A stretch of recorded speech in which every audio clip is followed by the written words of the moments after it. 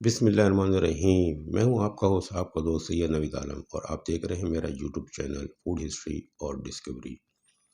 جیسے کہ ناظرین میرے چینل کے نام سے واضح ہے کہ میرے آنے والی ویڈیو کا سلسلہ جو ہے 2 حصوں کے اوپر مشتمل ہوگا۔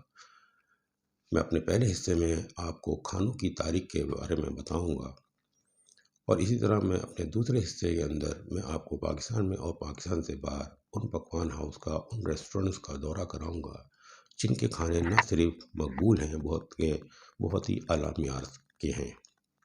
تو شروع کرتے ہیں ہم اپنے آج کے ٹاپک سے۔ میرا آج کا ٹاپک ہے پایا۔ جی ناظرین، آپ کو یہ جان کے بہت حیرانگی ہوگی کہ پائے کی شروعات نہ ہندوستان سے ہوئی نہ پاکستان سے ہوئی۔ اس کی شروعات سینٹرل ایشیا میں واقع ایک ملک آرمینیا سے ہوئی۔ آرمینیا مذہبی طور پہ عیسائیوں کا ملک ہے، جہاں کی 90% آبادی عیسائی مذہب سے تعلق رکھتی ہے۔ نہ ہی صرف عیسائی مذہب سے تعلق رکھتی ہے، بلکہ ان کا رہن سہن، اوڑھنا پہننا، کھانا پینا، اٹھنا بیٹھنا یورپین ممالک سے مماثلت رکھتا ہے۔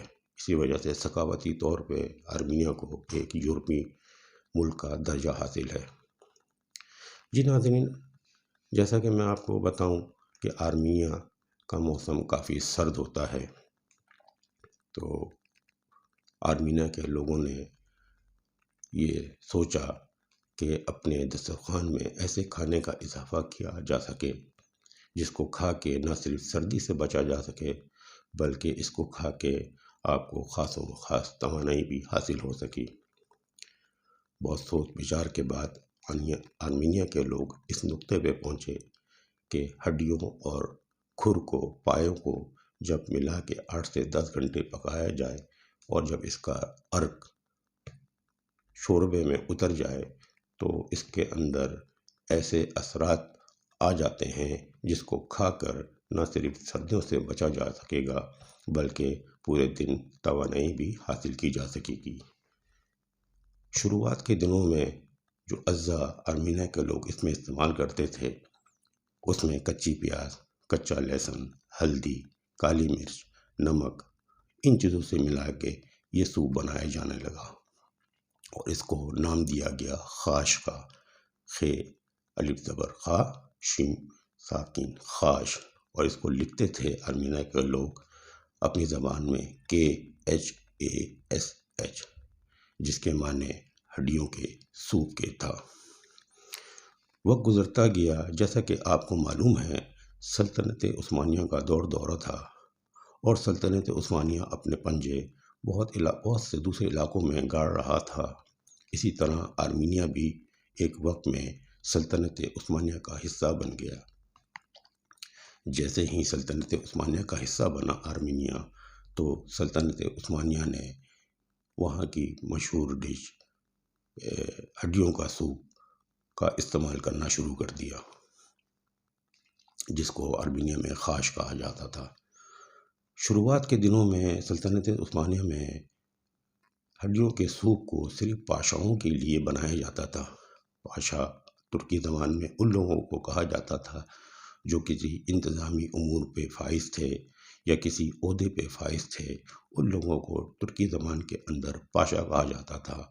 اور یوں ناظرین، ترکی میں یہ ڈش پاشاؤں کے ڈش کے نام سے مشہور ہوئی، یعنی کہ پاشاؤں کا چوربا، پاشاؤں کے لیے چوربا۔ وقت گزرتا گیا، وقت کے ساتھ ساتھ سلطنت عثمانیہ کے لوگوں نے یہ سوچا کہ کیوں نہ اس ڈش کو سپاہیوں کے لیے بھی بنایا جائے، اور یوں ناظرین اس ڈش کو سپاہیوں کے لیے بھی بنایا جانے لگا، اور صبح کے وقت ناشتے میں ان کو دیا جانے لگا۔ وقت بڑھتا رہا اور اس ڈش نے اپنا سفر جاری رکھا، اور اپنا سفر کرتے ہوئے یہ عرب ممالک پہنچ گئی۔ عرب ممالک کے شہزادوں نے اور بادشاہوں نے بھی اس کو بہت پسند کیا، لیکن یہ ڈش ناظرین عرب ممالک میں اتنی مقبولیت حاصل نہ کر پائی، جس کی وجہ میں سمجھتا ہوں کہ عرب ممالک کا گرم موسم، نہ گرم بلکہ انتہائی گرم موسم ہو سکتا ہے۔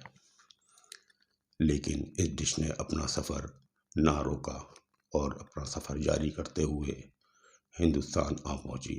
جی ناظرین، اور اس ڈش کا جو شروعات ہوئی وہ ہمارے شہر لاہور سے ہوئی، جو اس وقت ہندوستان کا حصہ ہوا کرتا تھا۔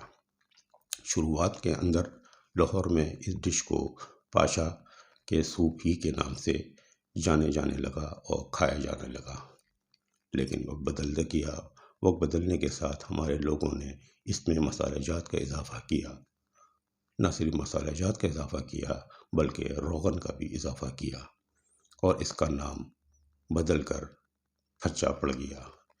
یعنی کہ میں آپ کو یہ بات بتاؤں، اور انتہائی دلچسپ بات ہے کہ پھچا کسی شخصیت کا نام نہیں تھا، پھچا ایک عہدے کا نام تھا، ایک منصب کا نام تھا۔ جیسا کہ ناظرین، ترکی زبان میں پاشا لکھا جاتا ہے، اس کا لکھنے کا جو طریقہ ہے وہ PACHA ہے، لیکن اس کو پڑھا پاشا جاتا ہے، کیونکہ ترکی زبان کے اندر سی کو شین کی آواز نکالی جاتی ہے۔ اسی طرح ہمارے لوگوں نے اس کو شین کی آواز نہیں نکالی بلکہ چھے کی آواز نکالی اور پھچا پڑھنا شروع کر دیا، اور یوں پھچا کے پائے پاکستان میں لاہور میں مشہور ہو گئے، مقبول ہو گئے۔ اور اس ڈش نے اپنا سفر جاری رکھتے ہوئے راجستھان میں پہنچی، اور راجستھان کے لوگوں میں بھی بہت ہی مشہور اور مقبول ہو گئی، اور اسی طرح وقت کے ساتھ ساتھ یہ ڈش پورے ہندوستان میں اور پورے پاکستان میں پہنچ گئی، اور ہمارے اور آپ کے دسترخوانوں کی زینت بن گئی۔ تو یہ تھی ناظرین میری آج کی معلومات۔ امید ہے کہ آپ کو میری دی گئی معلومات پسند آئی ہوگی۔ اگر آپ کو میری معلومات پسند آئی ہے تو میرے چینل کو لازمی لائک کیجیے، سبسکرائب کیجیے، اور بیل آئیکن کو ضرور پریس کیجیے تاکہ میری آنے والی ویڈیو آپ کو بر وقت پہنچ سکے۔ اپنے اور اپنے گرد نواح کو لوگوں کا بہت خیال رکھیں، کیونکہ اللہ کے نزدیک انسانی سے بڑھ کے کوئی بات بھی نہیں۔ مجھے اجازت دیجیے، اللہ نگہبان۔